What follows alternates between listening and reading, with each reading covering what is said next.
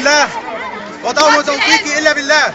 طبعا شعارنا يا جماعه النصر ليس بعدد الاهداف او عدد الاجوان زي ما بيقولوا الفلاحين. الماتش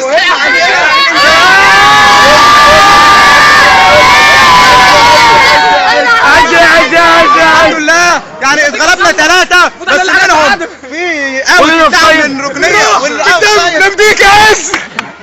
خد يا عز تعالى وتقول ايه عن كاس سالم النهارده؟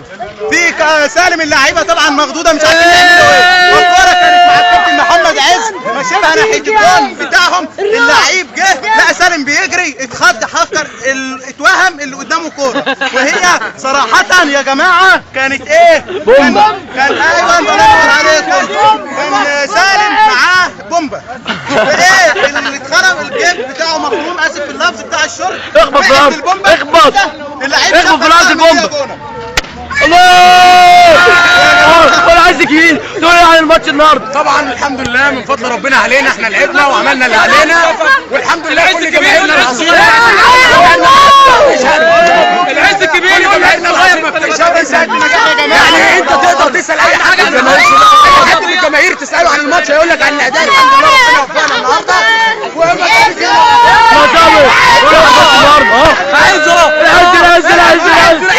خلاص كده العز الكبير بيحيي العز الصغير يا جماعه. امال لو كنا كسبنا كنا عملنا ايه يا جماعه؟ وعلى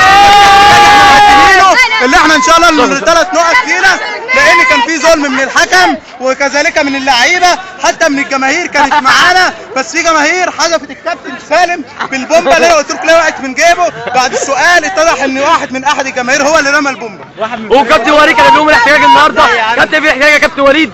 كابتن دول هيكسر سالم النهارده. مبروك عملوا انجاز كبير، هم يستحقوا اكتر من كده، والمفروض على الاقل حتى على الاقل كابتن عماد يجيب 3 اجوان كمان. انت هنجيب بقول لك الكابتن عماد بيقول لك احتجاج وكابتن شحاته تاخد الدوري على طول.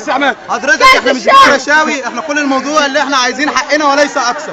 احنا ما بندورش على مكسب، احنا بندور على الجول الثاني بتاع حسين جول اوفسايد عن الحقيقه. الجول اوفسايد بتاع حسين الثاني صح.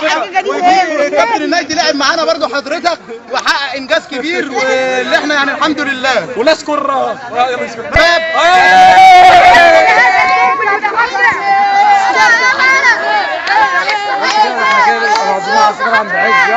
معناك بالبرافوله يا عز مش هتعزم الجماهير معتاد دي على الفطار النهارده؟